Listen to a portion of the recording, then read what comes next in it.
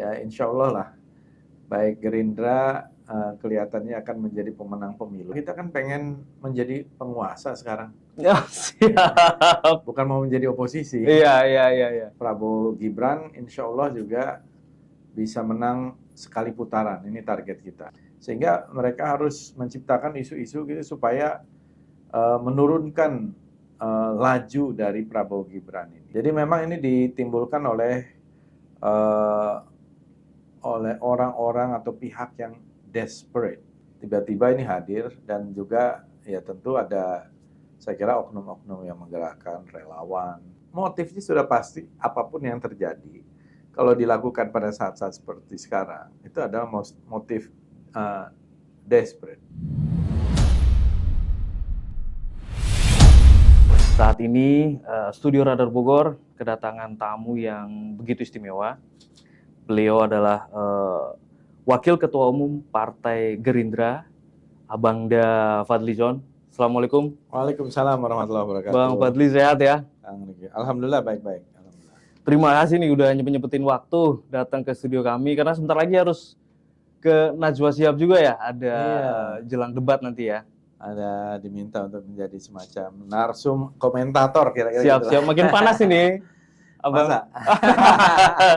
Siap. Abang dah, kita santai aja Bang dah ya.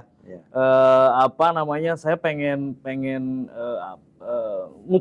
ngulik sedikit tentang selain konstelasi politik di nasional juga terkait langkah Abang dah di pemilu 2024 ini sebagai calon legislatif Dapil 5 Jabar Kabupaten Bogor begitu ya. Iya.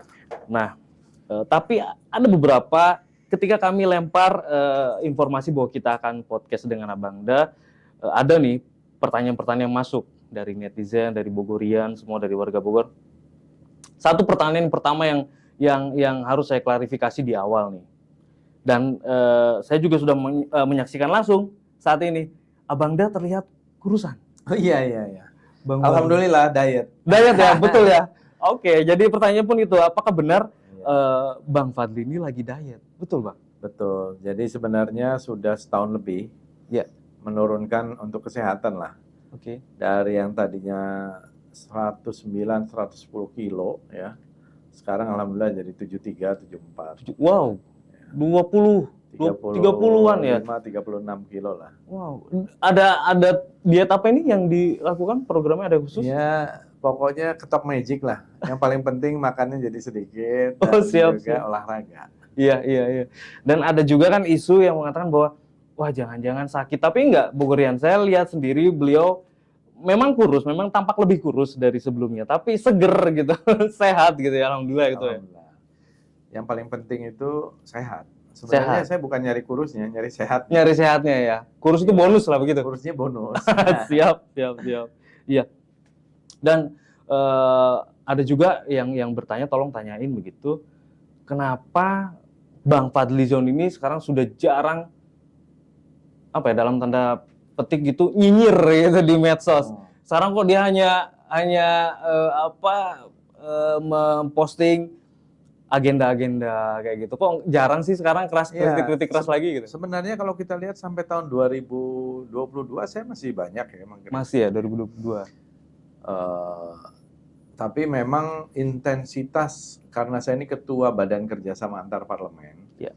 Saya ini banyak memimpin sidang-sidang parlemen di berbagai belahan dunia. Baik internasional, regional, bilateral. Dan kebetulan saya juga jadi eksekutif committee member di IPU, Interparliamentary Union, sekarang Wakil Presiden Parlemen Dunia untuk Palestina, League of Parliamentarians for Al-Quds, kemudian juga Wakil Presiden dari GOPAC, Global Organization of Parliamentarians Against Corruption. Jadi memang apologinya gitu ya. Iya. Banyak mimpin sidang di luar negeri, emang benar. Oke. Ya, bisa-bisa kadang-kadang 1 bulan 5 sidang ya di berbagai negara yang berbeda-beda. Jadi saya transit di Indonesia hanya beberapa hari gitu. Nah, jadi ini salah satu juga yang membuat mungkin saya jarang untuk muncul-muncul di televisi gitu ya. Iya. Karena saya banyak diundang tapi saya juga nggak bisa. Yang kedua, kita kan pengen menjadi penguasa sekarang. Ya, siap. Bukan mau menjadi oposisi. Iya, iya, iya, iya. Biarinlah oposisi kita serahkan pada ahlinya. Oke, Tapi kalau Gerindra kan sekarang dari tren survei, indikator-indikator survei yang ada itu, ya insya Allah lah, baik Gerindra kelihatannya akan menjadi pemenang pemilu gitu, mudah-mudahan. Iya, iya. Ya, sedikit lagi lah, gitu ya. Kemudian juga Pak Prabowo sendiri, Prabowo Gibran, insya Allah juga bisa menang sekali putaran. Ini target kita. Oke. Karena kalau sampai 2 putaran, selain ada faktor biaya, ini terutama ada ketidakpastian dalam investasi, ekonomi. Rata-rata pada nunggu habis pemilu, nunggu habis pilpres, gitu ya. Nah, kalau sudah sekali putaran, saya kira ini akan lebih enak. Dan kelihatannya dari tren itu juga menuju ke lebih dari 50%. Ada yang mengatakan udah 48, ada yang 49, bahkan ada yang sudah 52.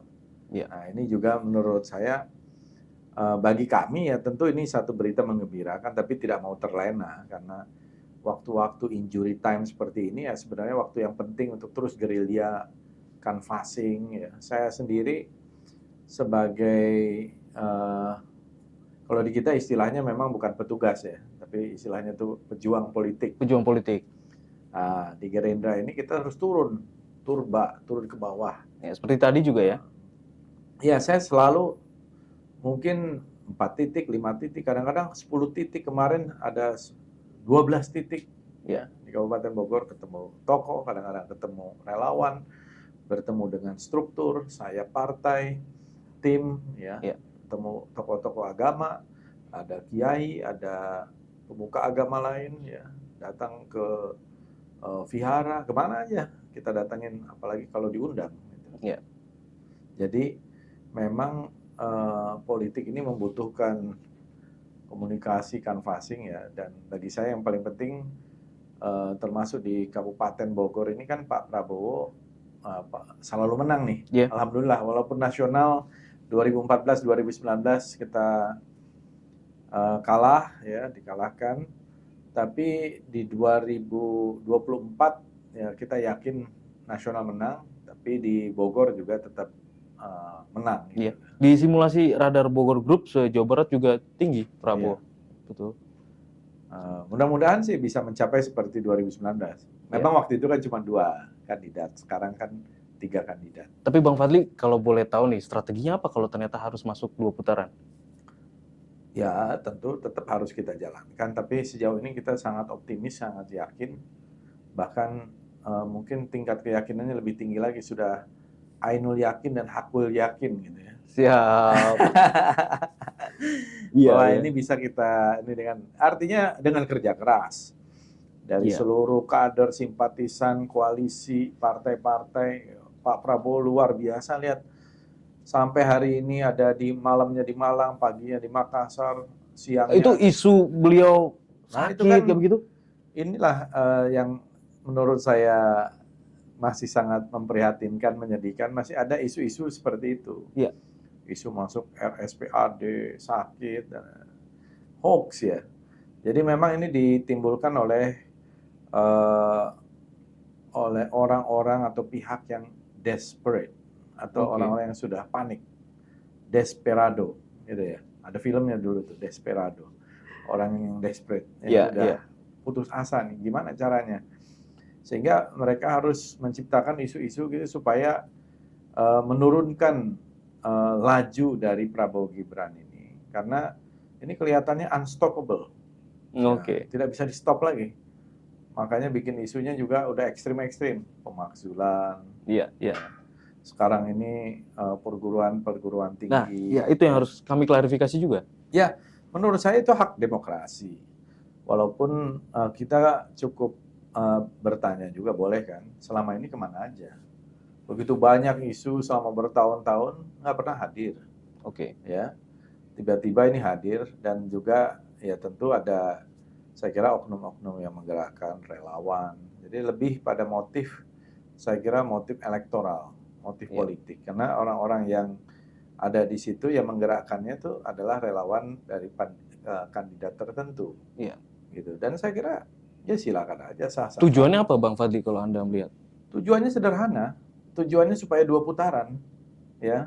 Karena mereka melihat approval rate-nya Pak Jokowi kan tetap tinggi ya.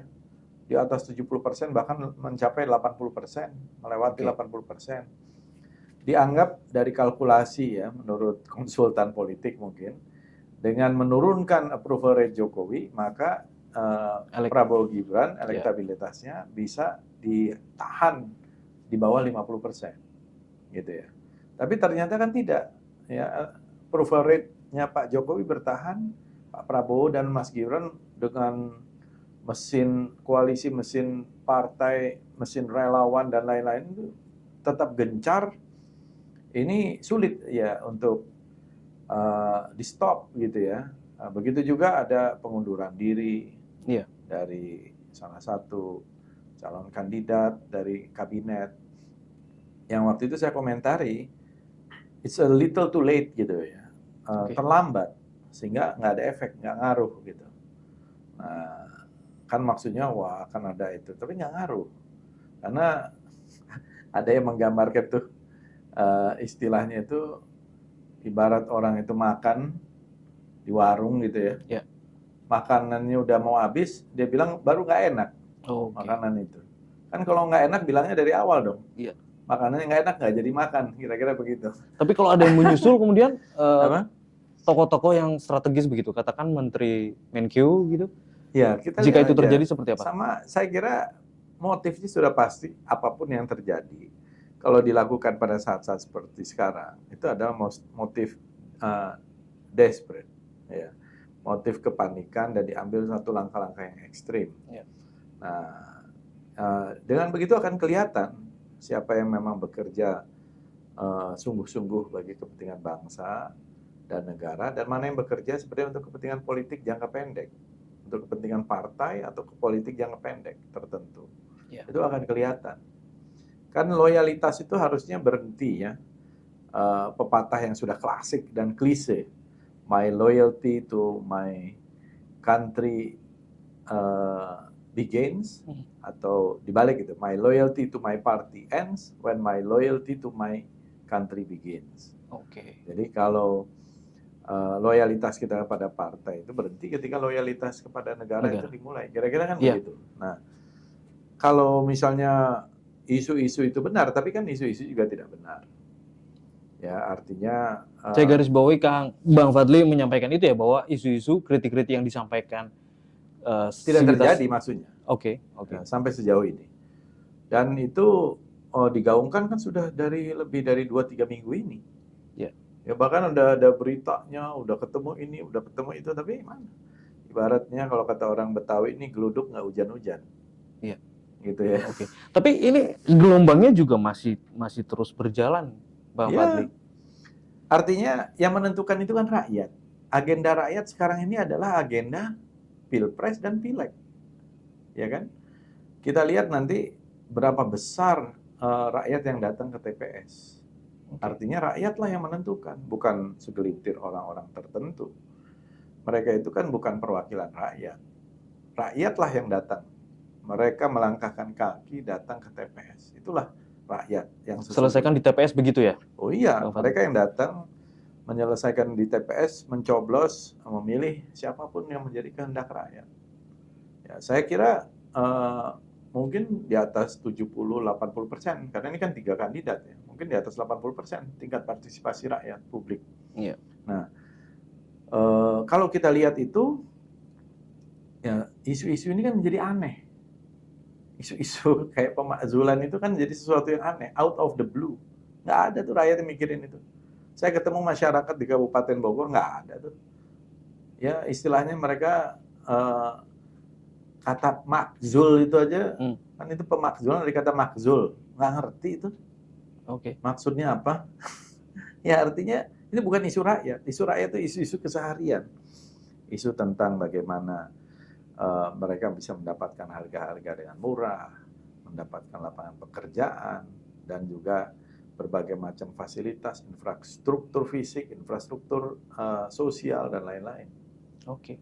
Jadi ini isu-isu hanya di kalangan elitis begitu? Elit segelintir, ya, sangat elitis, dan menurut saya walaupun itu merupakan hak, ya, itu adalah satu sikap yang kurang bertanggung jawab karena kita berada di ambang satu hajatan besar demokrasi. Mau diapain hajatan besar demokrasi? Ini kan demokrasi ini kedaulatan rakyat. Rakyat yang menentukan. Gitu loh. Jadi biarlah rakyat yang memutuskan, yang menentukan.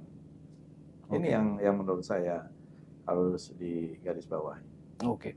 Bang Fadli, nanti di debat terakhir ini katanya Prabowo punya strategi khusus nih yang mau boleh bocoran nggak? Apa strategi yang dibawa nih? Kalau itu saya nggak tahu. Waktu kemarin saya ketemu ya Pak Prabowo cuma bercanda aja. Tapi Pak Prabowo itu orang yang sudah sangat familiar dengan isu-isu ini. Isu kesejahteraan sosial, pendidikan, kebudayaan, riset dan teknologi, dan lain-lain ya. Saya kira Pak Prabowo itu akan menjawab bukan dengan skrip, tapi ya dari pemikiran otentiknya, orisinal gitu ya. Oke. Nah, kita lihat aja nanti. Terkait isu kritik-kritik dari Civitas Akademik, dia sudah ada pernyataan atau tanggapan, Pak Prabowo? Saya kira belum ada, dan atau sikapnya bagaimana? Perlu ya. Apa kritik-kritik itu kan biasa-biasa saja ya, nggak ada yang baru. Oke. Ya misalnya apa sih yang dipersoalkan? Dan kita berharap dari dulu sebetulnya lembaga-lembaga perguruan tinggi itu memang harus menjadi bagian yang penting di dalam memberikan masukan-masukan kepada pemerintahan. Nah, selama ini kan tidak pernah terdengar dalam isu-isu yang sangat krusial sekalipun, nggak pernah.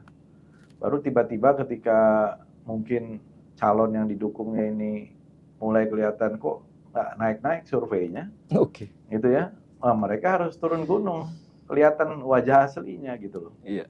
Ya itu sah-sah aja. Bang Fadli, Anda bisa menjamin, Anda bisa menyampaikan begitu,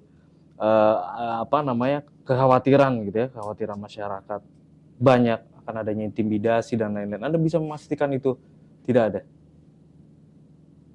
Saya nggak melihat ya. Kalau kami bukan melihat, kami merasakan dulu. Oh begitu. Iya. Gitu. Jadi nggak usah cerita-cerita begitulah.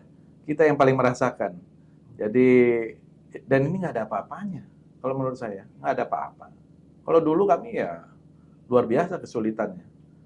Ya. Nah, tapi ya udahlah, kan kita ini sebuah journey, sebuah perjalanan. Oke. Di 2014, di 2019 siapa? Kami kan oposisi, saya oposisi. Jadi kalau yang kayak begitu-gitu, aduh, kita nggak usah cengeng lah. Itu bagian dari resiko. Oke. Ya kan? Kita segala macam diancam, itu biasa. Laporan polisi kepada saya mungkin waktu itu belasan, puluhan. Iya. Belum lagi pernah dilaporkan ITE? Di-hack, macam-macam. Belasan. ITE aja belasan. Jadi udah macam-macam lah. Jadi belum lagi yang hacking kepada akun-akun medsos ya? Akun medsos, kepada handphone, fisik, ya. Tapi kan kita, jadi kalau sekarang saya lihat nggak ada apa-apa. Oke. Ya, jadi kalau nggak usah cengeng lah menurut saya. Gitu. Kita yang menghadapi. Oke. Kami merasakan, bukan menghadapi lagi, merasakan. Dan jadi kalau sekarang ini nggak ada apa-apa, semua berjalan, semua bahkan menyatakan netral, ya, TNI netral, yeah. Polisi netral, kan bagus. Dan itu yang kita harapkan. Oke. Nah, Bang Fadli, tapi ini kan dari kemarin saya lihat pergerakan Bang Fadli nih di lapangan itu selalu membawa pemenangan untuk paslon 2 di Pilpres begitu ya. Nah, ini pencalegan Anda sendiri bagaimana? Anda jemawa atau bagaimana ini? Ya enggak lah. Nggak bisa take it for granted. Nggak bisa kita mentang-mentang. Iya. Tetap harus turun menyapa rakyat, silaturahim dengan tokoh-tokoh. Tapi memang Kabupaten Bogor ini luasnya minta ampun.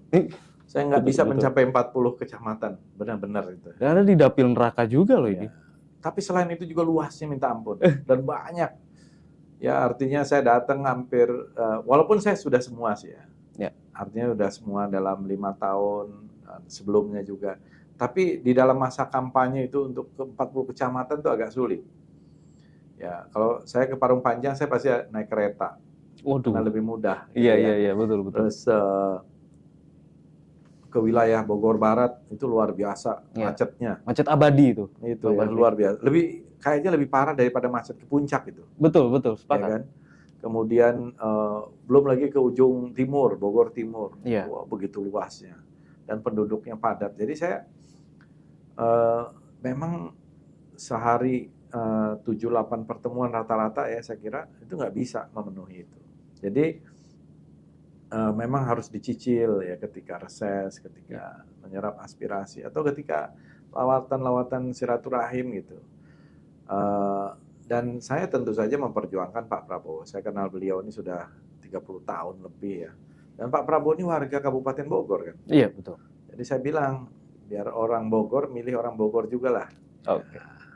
Karena kan Pak Prabowo ini warga Bojong Koneng, Babakan Madang ya. Babakan Madang gitu. Ya. Jadi dan Pak Prabowo itu sangat cinta juga kepada Bogor. Tinggalnya juga memang memilih dan saya tahu persis bagaimana ceritanya gitu. Sejak 20 tahun lebih yang lalu ketika beliau di situ dan membangun wilayah itu. Jadi tentu saya juga harus bertanggung jawab. Ya, saya kan sebagai wakil ketua Dewan Pembina, wakil ketua umum Gerindra di sini ya, saya harus bertanggung jawab. Jadi saya harus turun langsung juga untuk Pilpres maupun Pileg ya, untuk saya dan juga untuk Gerindra. Gitu. Ya, artinya Anda masih percaya diri untuk bisa terpilih lagi? Insya Allah. Dengan saingan-saingan Anda yang, wah ini tokoh-tokoh juga ada. Iya dong, berat semuanya harus berat. Betul. Apa strateginya, Bang Fadli? Kalau saya, ya yang paling penting kita datang pada masyarakat, winning hearts and minds, memenangkan hati dan pikiran. Mereka tahu apa yang saya lakukan, mereka tahu apa yang saya perjuangkan, dan selalu menjaga silaturahim. Ya. Dan ada aspirasi yang bisa kita perjuangkan berhasil, ada juga yang kadang-kadang tidak berhasil. Dan juga sambil mengedukasi, memang anggota DPR itu tugasnya ya membuat undang-undang, mengawasi jalannya pemerintahan, menyusun anggaran, dan lain-lain. Yeah. Tapi di Bogor ini kan masyarakatnya relatif dekat sekali dengan informasi. Dan mereka juga open-minded gitu, sangat terbuka. Jadi lebih gampang untuk menyentuh masyarakat di Kabupaten Bogor dengan cerita, angka-angka, data-data, fakta-fakta, dan lain-lain gitu. Iya. Bang Fadli, kemudian ini juga pertanyaan penting dari Bogorian, dari warga Bogor. Mereka mempertanyakan khususnya kepada calon legislatif petahana. Anda kan petahana, Anda masih menjabat. Apa yang sudah dilakukan begitu selama ini? Seperti Bang Fadli bilang tadi, kemacetan masih parah, infrastruktur masih parah, jarak yang jauh-jauh, pelayanan publik masih semerawut. Bagaimana, Bang? Ya, itu yang memang menjadi PR dan memang tidak bisa mungkin tidak bisa diselesaikan dalam waktu yang singkat, perlu melalui satu proses. Termasuk juga harus dicek siapa yang bertanggung jawab dalam hal ini. Apakah pemerintah pusat, pemerintah provinsi, pemerintah kabupaten. Kemarin kan kita diskusi itu dengan jaringan jurnalis Bogor kan. Bagaimana misalnya dalam kasus jalan di Parung Panjang. Saya dari periode lalu juga sudah menerima berkali-kali bahkan dari perumahan, perumnas di sana, dari masyarakat yang mewakili. Tapi seperti ayam dan telur gitu ya, masalah law enforcement-nya, masalah tonasenya yang dilanggar sudah diperbaiki, tapi tetap ada tonase. Jadi kecelakaan ini berulang-ulang. Saya kira harus duduk semua. Jadi harus ada law enforcement yang kuat di situ. Atau bikin alternatif, dibuat jalan tambang. Ya, itu sudah ada rencana itu sebetulnya. Sudah, tapi kan ternyata tidak mudah juga. Ya untuk merealisasikan. Dan itu ada domainnya provinsi, ada domainnya pusat, ada domainnya kabupaten. Sebenarnya lebih banyak ini di ranahnya eksekutif ketimbang di ranahnya legislatif. Tapi kita memberikan masukan-masukan. Misalnya contoh yang lain, eh, di Puncak waktu itu juga saya pernah bicara langsung bahkan dengan Kementerian PUPR nih bagaimana harusnya ada flyover di beberapa titik tertentu, Iya. di titik kemacetan misalnya di Ciawi Gadok, di begitu ya. Cisarua, Iya. ya, di Megamendung gitu ya. Dan juga banyak hal lain lah kalau dijadikan contoh itu ya. Jadi kita perjuangkan, termasuk juga pemekaran. Iya. Saya termasuk yang dari awal mendorong pemekaran, termasuk pemekaran Bogor Barat. Ya, di waktu saya masih jadi wakil ketua DPR, Iya. itu delegasi pertama yang saya terima itu pemekaran Bogor Barat, dan saya langsung surati kepada Presiden. Tapi kan waktu itu kebijakannya adalah moratorium. Iya. Nah, ini kan harus didudukkan bersama dengan pemerintah pusat dan lain-lain. Jadi memang menurut saya harus ada pemekaran Bogor ini, Bogor Barat, Bogor Timur. Bogor Timur kemudian ada lagi. Kemudian juga mungkin Bogor Selatan satu, ya, pemikiran juga yang harus dikaji. Karena Jawa Barat itu menurut satu studi itu mestinya mempunyai sekitar 40-42 kabupaten kota. Iya. Sekarang hanya 27. Jadi ini kalah dengan Jawa Tengah, Jawa Timur dalam soal itu. Nah, dan tujuannya kan adalah untuk mempercepat proses pembangunan, pemerataan, dan lain-lain. Jadi kita perjuangkan. Ada yang berhasil, ada yang tidak. Ya, kalau sekedar aspirasi-aspirasi yang terkait instan dari program-program pemerintah, perbaikan rumah dan lain-lain, itu kan rutin lah kita jalankan.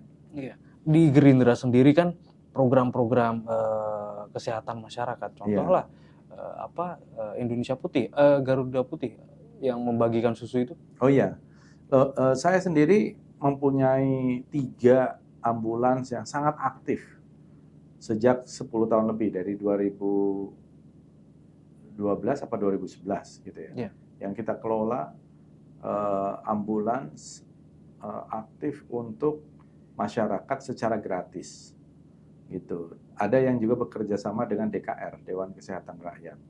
Jadi itu melayani masyarakat ya, dan emergency, membawa jenazah. Bahkan waktu COVID itu mereka tetap bekerja. Saya yang agak khawatir terus terang ketika COVID, tapi mereka tetap membawa jenazah COVID.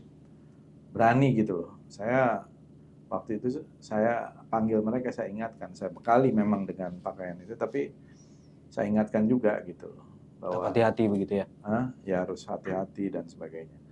Tapi alhamdulillah semua baik-baik aja. Yeah. Dan sampai sekarang masih berlanjut. Itu wujud dari keberpihakan. Saya kira harusnya memang lebih banyak ya pelayanan-pelayanan kesehatan seperti ini. Karena saya juga membuka klinik waktu itu. Angka stunting kita masih tinggi, Bang Fadli. Iya. Jadi stunting ini kan potret dari seluruh Indonesia. Yeah. Walaupun sekarang menurun ya.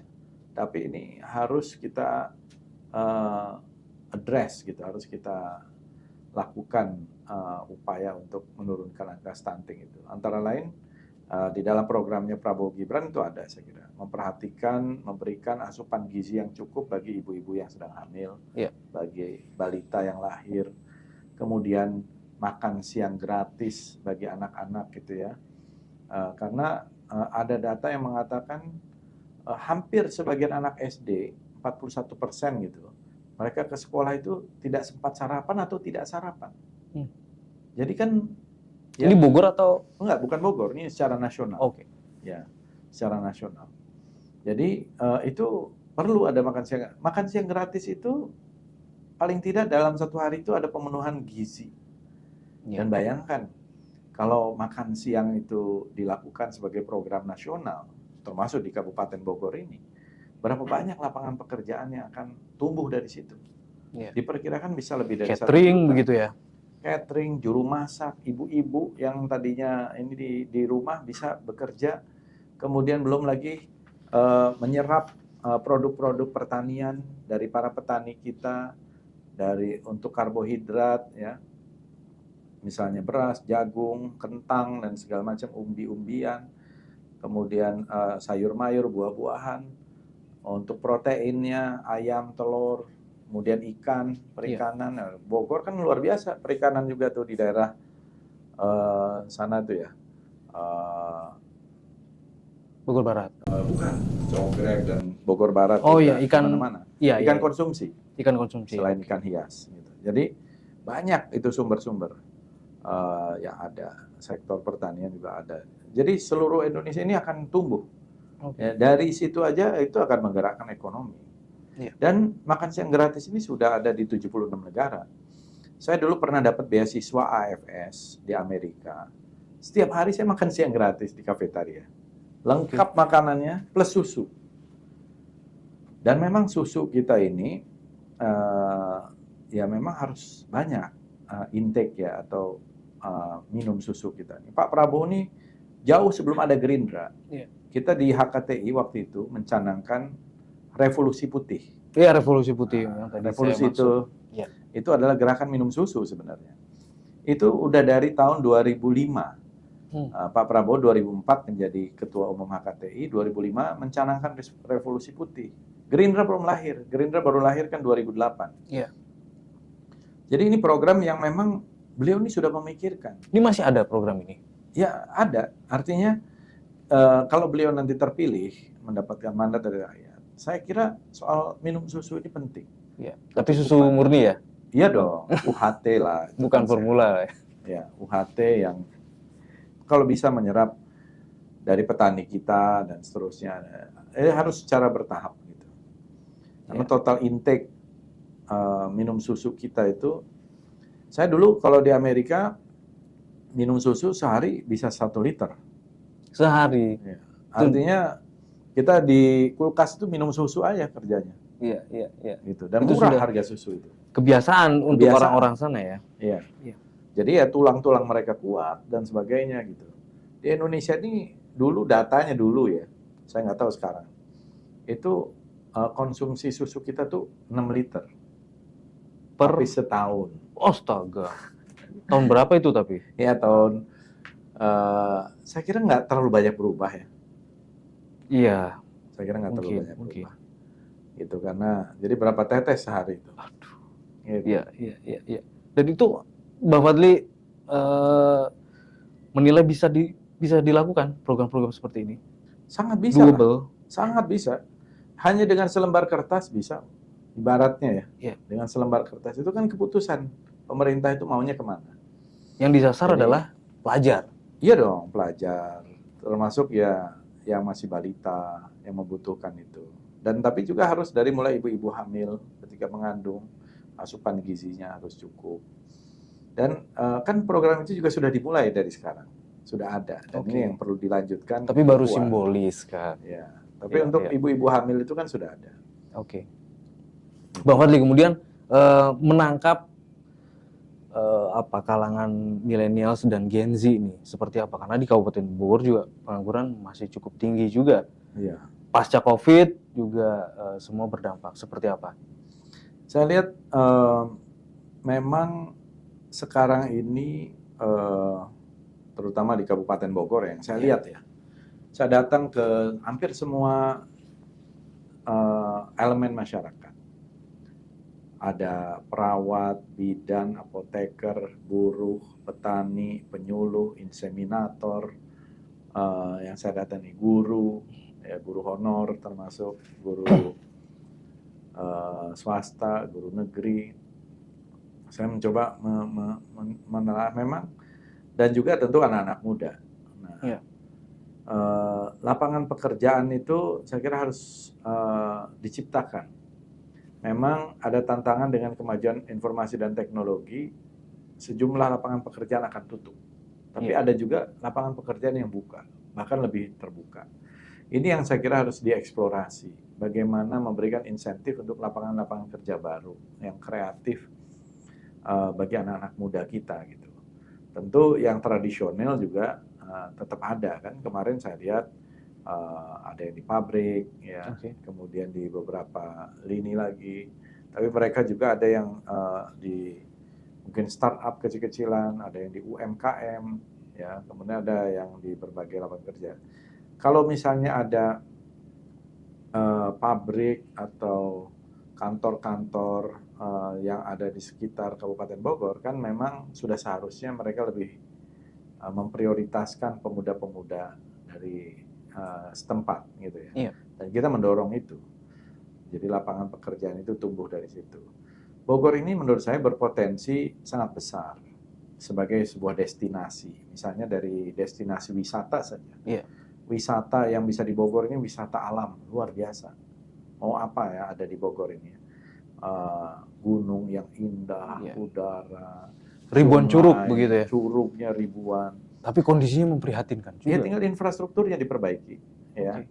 Kemudian wisata itu baru satu, wisata alam, wisata sejarah, wisata budaya, wisata religi, wisata kuliner. Oke. Ya, sejarah luar biasa. Saya ini melihat Bogor ini dahsyat. Situs-situs Betul. dari purbakalanya aja mungkin terbanyak. Saya kira bukan Bandung, tapi Bogor.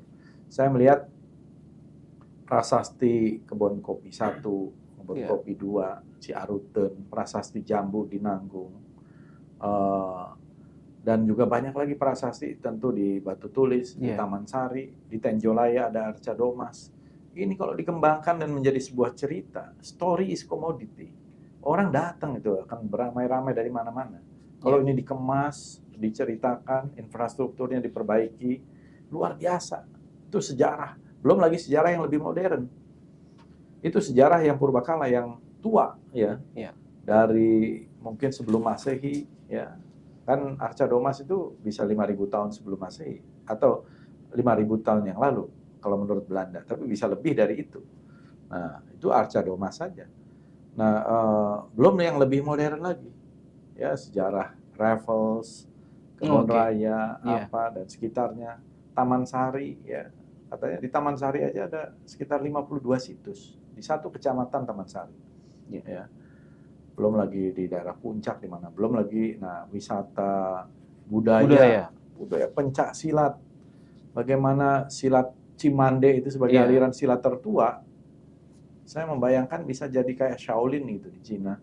Orang datang ke situ mungkin untuk anak-anaknya diinapkan seminggu, 2 minggu, sebulan ya. Latihan singkat begitu ya. Pesantren budaya gitu ya. Iya, menarik. Itu menarik menurut saya. Jadi selain dia kan itu juga Cimande itu kan ya saya kira juga itu dulunya tarekah juga itu ya. Silat Cimande itu.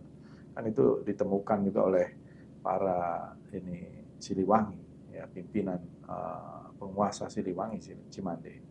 Nah, itu dari silat Cimande, belum lagi yang lain-lain, angklung, ya, angklung juga kampung budaya. Kampung budaya. Saya juga bikin kampung budaya Sunda Paseban ya, di Megamendung. Di Megamendung. Rumah-rumah Sunda, tipe-tipe rumah Sunda tuh kita hidupkan lagi dengan Ki Jatnika Nanggami-Harja. Tipe-tipe rumah Sunda yang sudah punah dari bambu. Jadi model-model Siritewel, Panglong Jajar, Badak Heai, Tagog anjing, seperti anjing duduk gitu ya, buaya mangap, Garuda ngupu gitu ya. Hanya akses ke sana yang sulit, Bang Fadli. Memang. Tapi ya semuanya kan dimulai dengan sebuah inilah. Tapi udah hidup, ekosistem komunitasnya udah hidup. Mungkin perlu dukungan infrastruktur jalannya dan lain-lain. Tapi menurut saya itu usaha swasta, jadi public-private partnership juga bisa. Itu dari sisi budaya, saya kira bisa banyak. Ya. Saya kira makin banyak juga orang yang memperhatikan budaya Sunda, ya. Karena ini budaya Karuhun, budaya yang tua gitu ya, Adiluhung, wayang golek. Ya, dulu banyak maestro-maestro pembuat wayang golek itu dari Bogor Barat, dari Ciampea. Ya.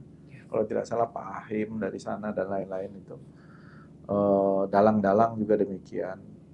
Angklung kemarin saya ke Rumpin ya, Kukun. Jadi yang dia juga dulunya dari Saung Ujo. Tapi udah bisa. Saya pesen, wah bagus angklungnya. Angklung toel. Kerajinan bambu juga. Kerajinan bambu di tempatnya Ki Jatnika, sampai sepeda dari bambu pun bisa. Betul. Tapi rumah-rumah bambu itu juga luar biasa artistiknya. Yang saya bilang tadi, modelnya itu Badak Heai, Tagog anjing, Jalopong, Sorondoy, ya. Nah, lalu wisata, apalagi kuliner. Wisata kuliner banyak banget Bogor ini. Jadi bisa banyak menciptakan lapangan kerja baru. Iya. Orang ibaratnya mau jualan oncom aja atau jualan combro tuh, asal enak itu akan dikejar Iya, iya, iya, gitu. iya. Orang Jakarta akan datang hanya untuk itu, asal enak. Dan juga sekarang media untuk mempromosikannya, platform media sosial ini luar biasa. Marketingnya itu digital marketing, Bisa viral gitu ya? apalagi pakai influencer kan, Iya, iya, bisa iya. viral. Jadi tergantung kita sebenarnya. Nah, ini yang menurut saya perlu endorsement. Artinya selama ini pemerintahan daerah selama ini belum menangkap itu, Bang Fadli. Ya mungkin kemarin kan kita tahu ada masalah kan. Iya. Pemerintahnya itu ada masalah. Ya kan, kasus-kasus, jadi nggak konsentrasi mungkin. Pak Iwan kan sebagai bupati baru belakangan Iya. jadi bupati definitif. Kebetulan Iwan ini dulu teman sebangku saya di SMP. Akan didorong lagi nanti di... Ya kita dorong lah insya Allah. Sudah keluar ya rekomendasi Pak Iwan? Belum lah, kita pikirkan ini dulu lah, Pilpres. Oke. Tapi Pilpres, mungkin Pileg. rekomendasi mungkin lebih condong ke Pak Iwan ketimbang Ya, ada satu kita lagi. akan selesaikan ini dulu, juga nanti pastikan survei kita akan lihat. Oke. Kan di Gerindra ada ketua dewan juga Pak Rudi Iya. Susmanto. Survei lah. Semuanya sekarang diwajibkan untuk konsentrasi Pilpres dan Pileg. By data begitu ya. Iya. Oke. Bang Fadli, tapi kan apa yang Anda sampaikan tadi bisa menjadi solusi ancaman setelah ibu kota ke IKN ya. Karena kan Bogor selama ini sangat-sangat bergantung dari MICE seperti yang kunjungan-kunjungan wisata itu. Iya, proses pemindahan ibu kota itu kan juga dalam perencanaan itu juga tidak instan. Jadi memerlukan waktu yang bertahap. Oke. Ya. Tentu hal-hal yang dasar, infrastruktur dasar dipersiapkan. Jadi tidaklah seperti besok pindah semua ya, nggak gitu. Iya. Itu prosesnya itu bertahun-tahun. Sama halnya dengan pemindahan ibu kota di Brazil, di Australia, itu melalui satu proses. Jadi tidak langsung instan. Apalagi kalau kita lihat juga Jakarta kan tetap menjadi satu pusat bisnis. Iya. Ya, jadi pusat bisnis dan tidak ada masalah saya kira. Jadi, artinya potensi masih tinggi ya. Tidak akan mengganggu sama sekali kalau itu. Iya. Ya, dan pengembangan wilayah-wilayah lain yang menjadi penopang ya, saya kira akan tetap membuat Bogor ini sebuah destinasi kalau kita mau. Iya.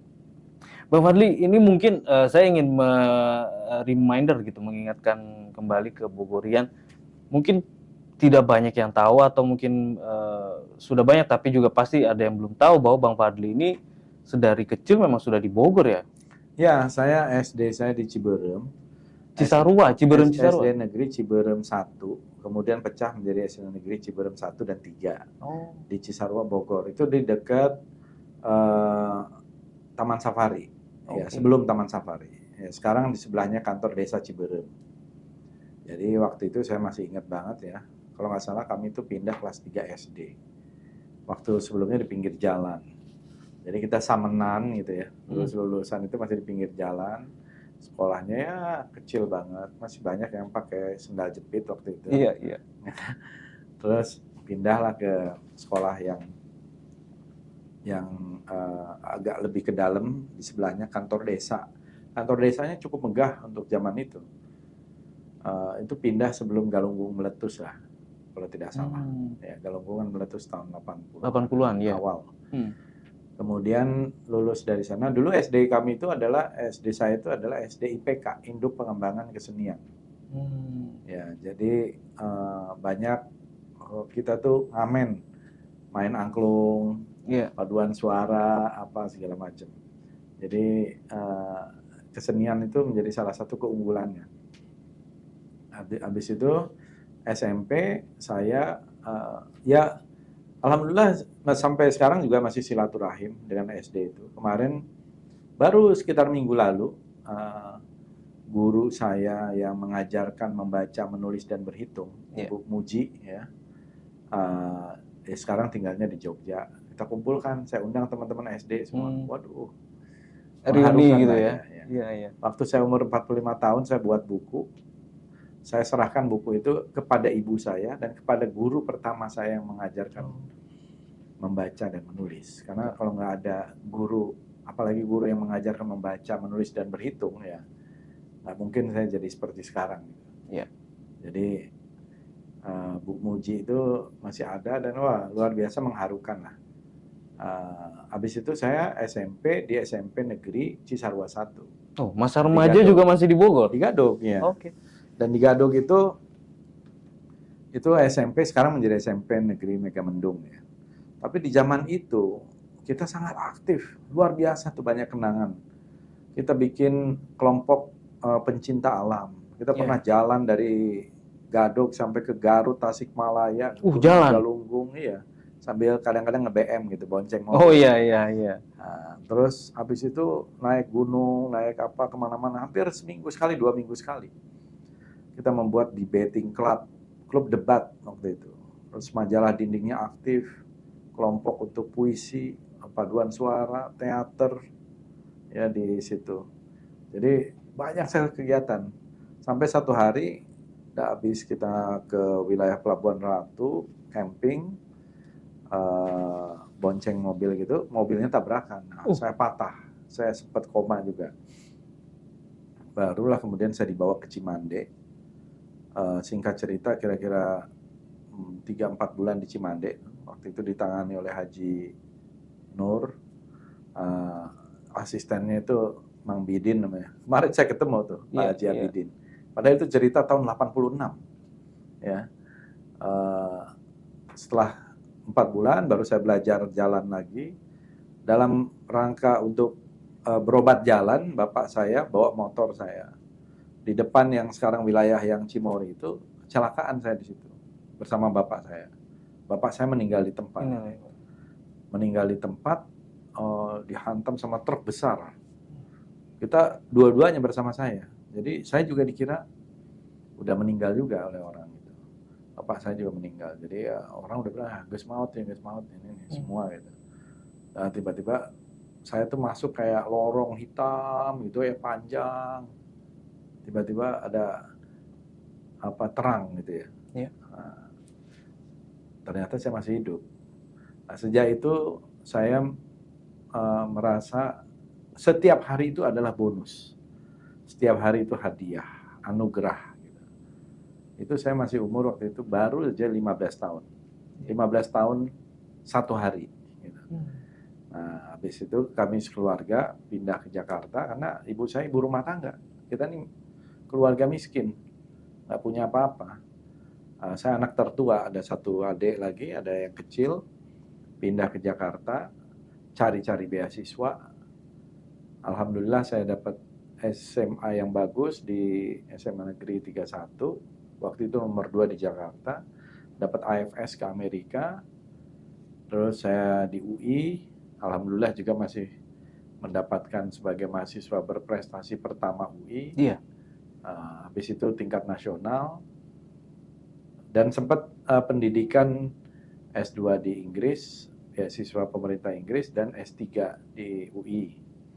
Adik saya yang laki-laki, Ricky, yang sekarang jadi ketua fraksi Gerindra Jawa Barat, anggota DPRD, dia jalurnya lain, pesantren.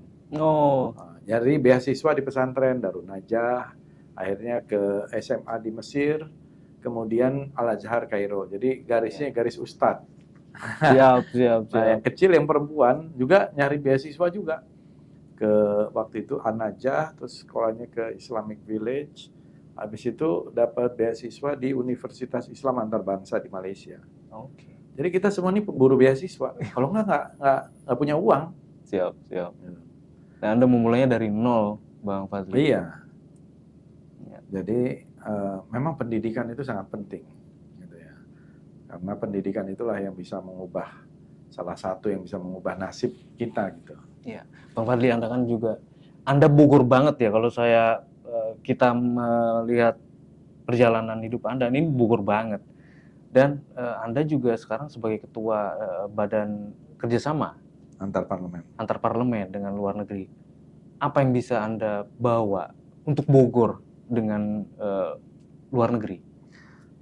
Banyak cerita lucu sebenarnya, tapi sangat tergantung juga pada pemerintah kabupaten. Iya. Ya. Sebagaimana tadi saya sampaikan, Bogor ini bisa menjadi destinasi. Saya pernah diundang oleh Parlemen Kuwait. Oke. Ada 50 anggota Parlemen Kuwait di sidang paripurnanya. Habis itu kira-kira 10 orang minta ketemu saya. 10 orang, saya pikir ada apa? 10 orang ini bicara menanyakan bagaimana kabarnya Puncak. Puncak? Puncak. Jadi Oke. mereka tuh udah ke Puncak ini bukan baru kemarin, udah puluhan tahun yang lalu. Mereka tuh mengagumi Puncak. Bahkan duta besar Maroko ngomong sama saya, Fadlizon, Puncak itu is magical, dia bilang. Oh begitu? Magical. Gitu. Jadi buat mereka tuh luar biasa. Kita aja yang menganggapnya biasa-biasa aja. Ya karena kita, apalagi saya orang Puncak. Iya. Apa kan biasa-biasa aja gitu ya. Tapi bagi orang luar itu tidak biasa-biasa aja. Bahkan ada satu wawancara Obama itu ketika makan di Vietnam. Itu diwawancarai oleh salah satu CNN kalau tidak salah. Street food di Vietnam. Lagi makan di Vietnam itu, yang dia ceritakan itu ada satu tempat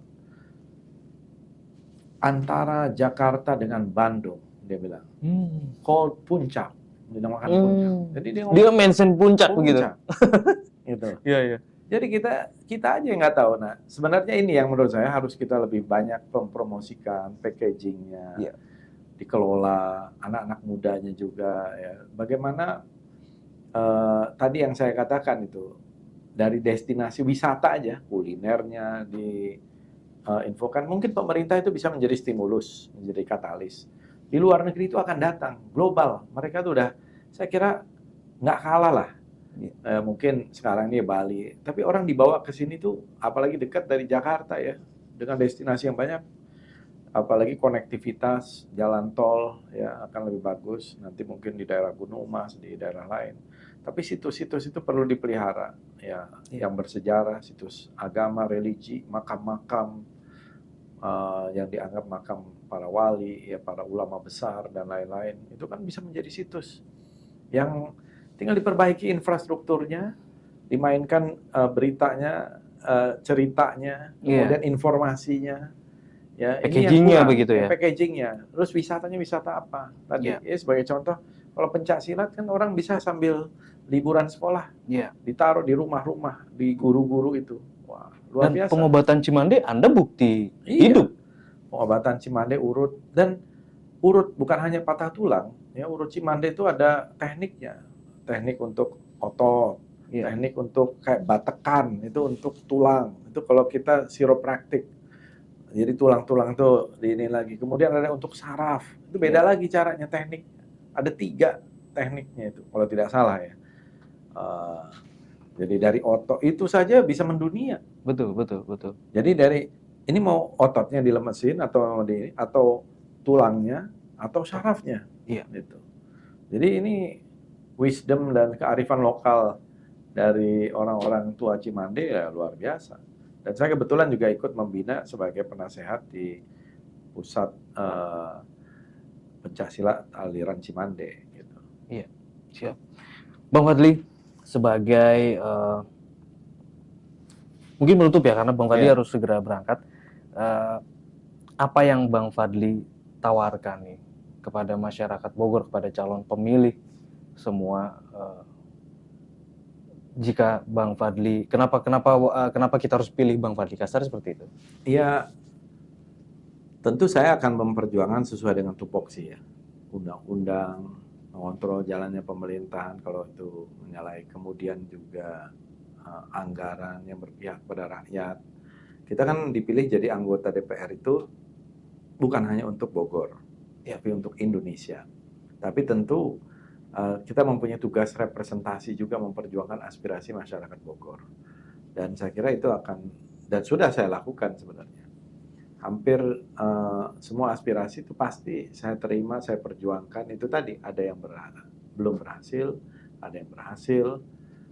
Tetapi juga mungkin kita harus duduk bersama-sama dengan eksekutif, ada forumnya, sehingga bisa lebih komprehensif. Apalagi kalau nanti, misalnya kalau Pak Prabowo yang terpilih ya akan lebih mudah. ya. Juga kalau misalnya bupatinya dari Gerindra lagi, ya Ya. lebih mudah. Siapa itu? Ya misalnya Iwan misalnya gitu Oh ya. ya, siap. Itu Pak Iwan, akan lebih mudah. DPRD-nya dari Gerindra ketuanya dan juga lebih banyak ya akan lebih mudah. Tinggal yang kadang-kadang kita harus ke depan introspeksi itu koordinasi. Ini koordinasi. Walaupun kalau yang kemarin bukan masalah, tapi ada masalah-masalah hukum, Iya, masalah birokrasi. Bagaimana mengurangi korupsi? Ya, ini menurut saya penting. Ya. Karena ini sangat mengganggu anggaran yang harusnya sampai ke rakyat. Mungkin untuk membasmi 100% agak susah. Ya, tetapi mengurangi ya sehingga dengan sistem dengan digitalisasi ini juga sangat penting gitu. Baik. Terima kasih Bang Fadlizon. Terima kasih Bung Kang Riki. Siap, sehat selalu, semangat Kang Fadlizon, calon legislatif Partai Gerindra untuk daerah pemilihan Dapil Jabar 5 Kabupaten Bogor. Nomor urut 1 ya, Bang? Nomor urut 1, atur nuhun. Boleh jangan lupa dicoblos gitu, Bang. Ya, mohon dukungan, mohon doa restu. Saya sebagai caleg DPR RI Dapil 5 Jawa Barat dari Partai Gerindra nomor urut 1. Coblos Fadlizon. Baik, terima kasih. Assalamualaikum warahmatullahi wabarakatuh.